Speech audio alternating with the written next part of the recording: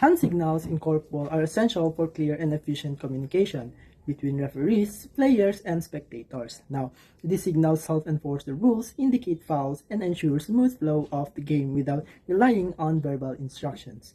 So, by understanding these hand signals, players can respond quickly to decisions, leading to a fair and well-organized match.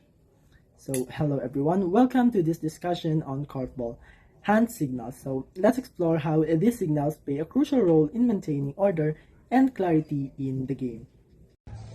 What are the hand signals in korfball, used by the referees to indicate fouls, violation, and game decision?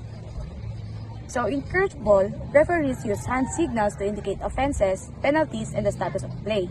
So first we have the offenses. Under the offenses is pushing. The referee points both palms forward and pushes with both arms. Next we have blocking. The referee lifts on one arm and taps down on the other arm. Next we have hitting a player. The referee taps their breast and points to the player. Next we have playing outside of the zone. The referee moves their arm back and forth as it long a line. Next we have the penalties. Under the penalties is penalty spot. The referee points to the penalty spot with one arm. Next we have direct penalty. The referee points to the penalty spot and blows the whistle. Next we have the play status, the shot clock. The referee raises one arm with a clinch fitch to indicate when it's unclear if the ball touched the corp in time. Next we have direction of play. The referee raises their arm in the direction of the play. Referees in korfball also uses whistle to indicate the start of the game or end of the play, or to intervene during the game. Why are they important? Clear communication, fair play, and reducing confusion. In a game of korfball, clear communication, fair play, and reducing confusion are crucial for maintaining the flow of the game and ensuring a positive playing experience. First, we have clear communication.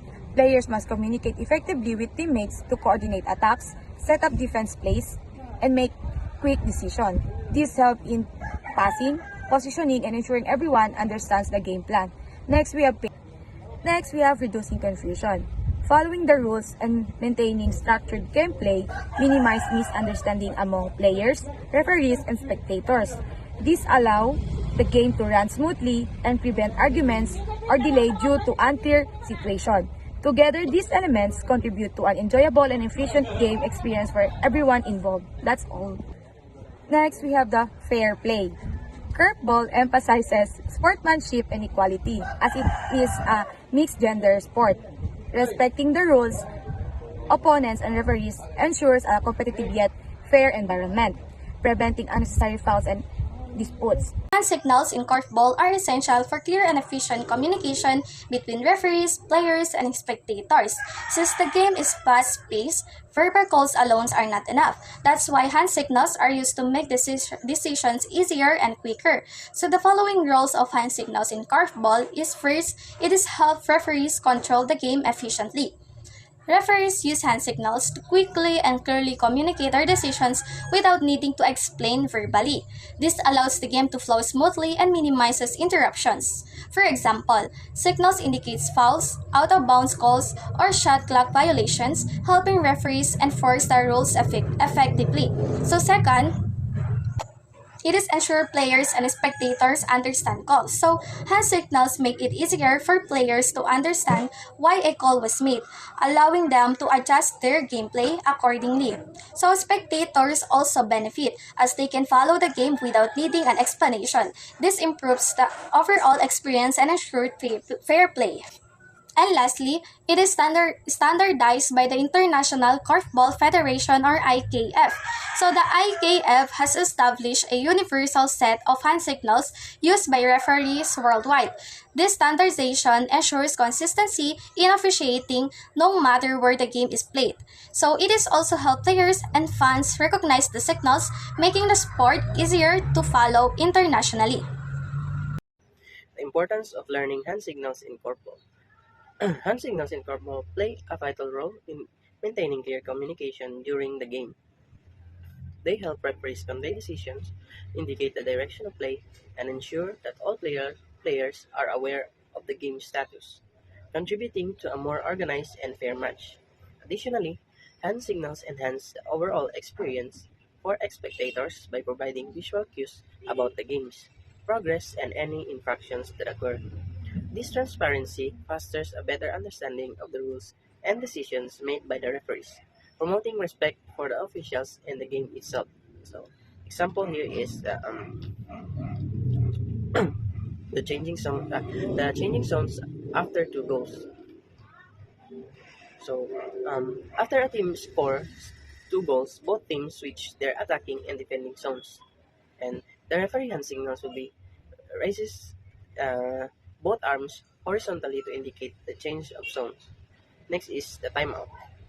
A designated break in the game called by a team or referee, allowing for the rest or strategy.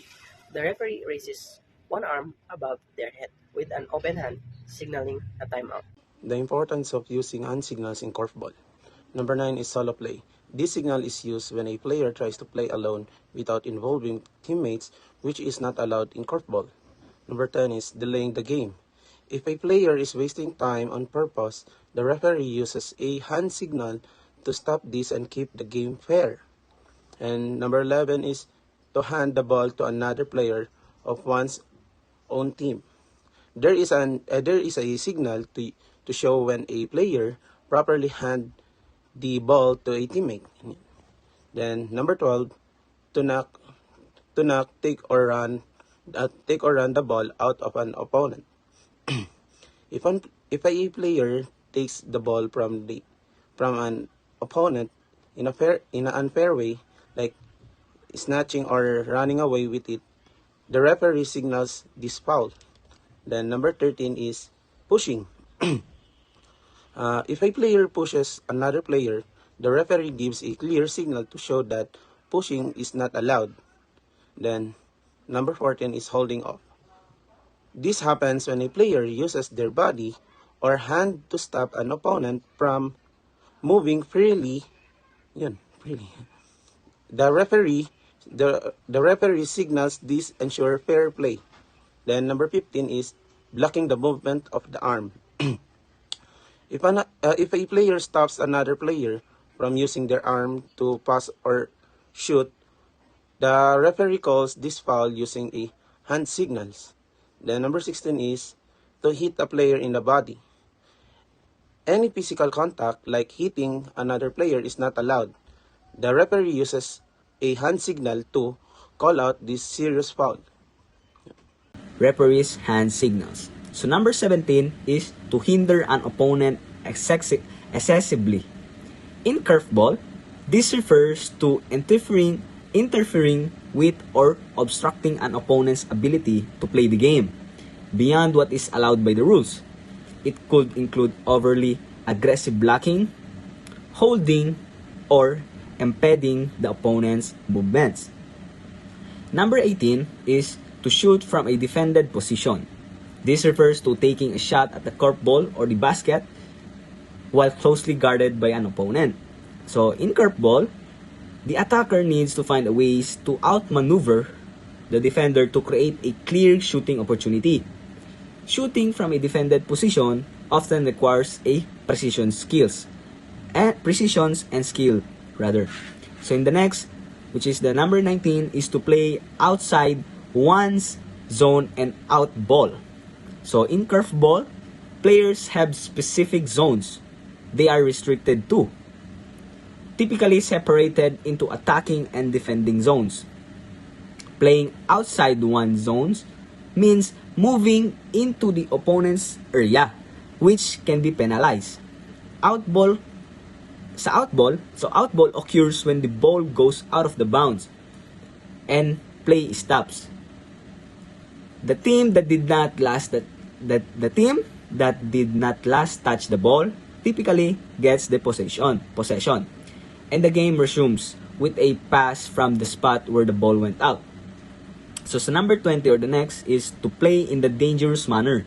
This refers to actions that pose a risk of injury to other players or to oneself, such as reckless tackles, jumping into a crowd, making overly aggressive movements. In Korfball, the game encourage fair play. So, and dangerous behavior could lead to fouls or warnings. Next is to number 21, to shoot after cutting past another attacker. This involves dribbling or moving past a teammate or opponent to get into a better position for a shot.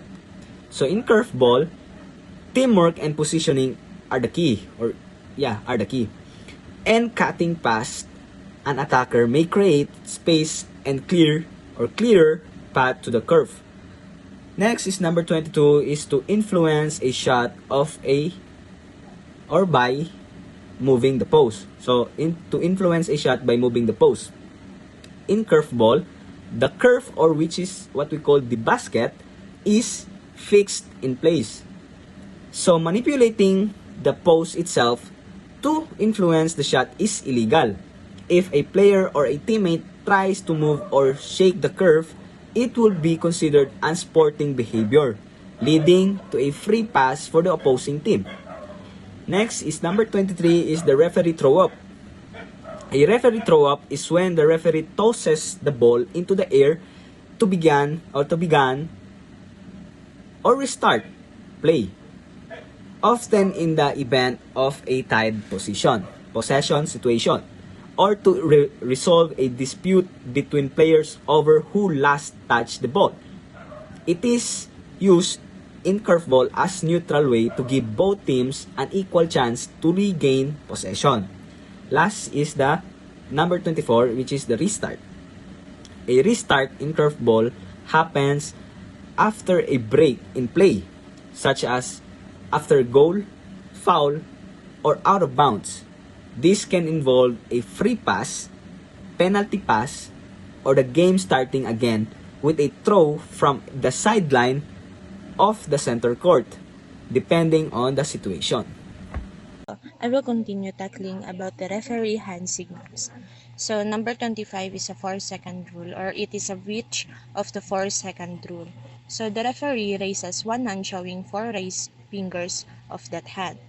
The same signal is also given at the free pass to indicate that he will whistle to restart the game within at the latest 4 seconds. Number 26 is free pass within 2.5 meter after the referee has whistled to restart the game. So the referee lifts both forearms in front of his body with his palms vertical and moves the palms of both hands towards each other.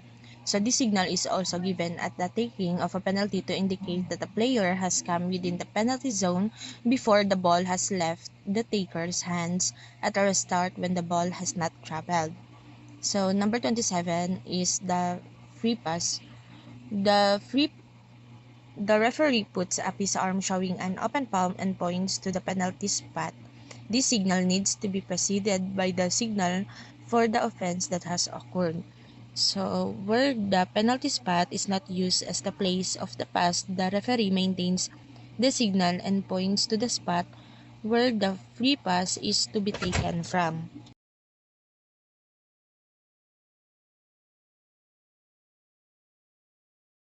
So, number 28 is penalty.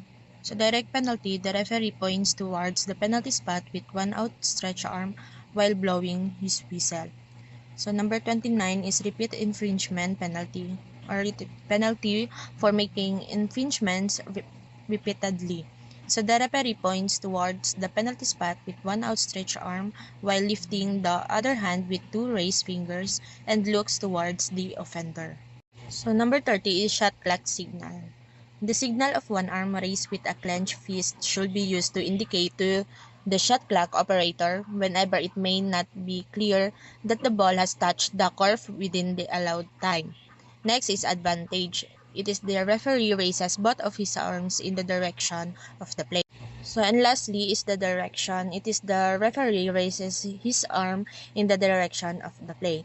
So, that's all for the hand signals. Importance of learning hand signals. Hand signals are the cornerstone of effective korfball communication. They are essential for quick, clear communication on the court. It helps players to react quickly to calls. Instant communication via signals allows players to react swiftly to changing game situations, leading to better plays and increased scoring opportunities. It's about speed and efficiency. Second is that it reduces arguments and misunderstandings. Clear signals eliminate confusion about plays, reducing disagreements, and maintaining team unity. Everyone's on the same page. And lastly, it creates a smoother, faster game.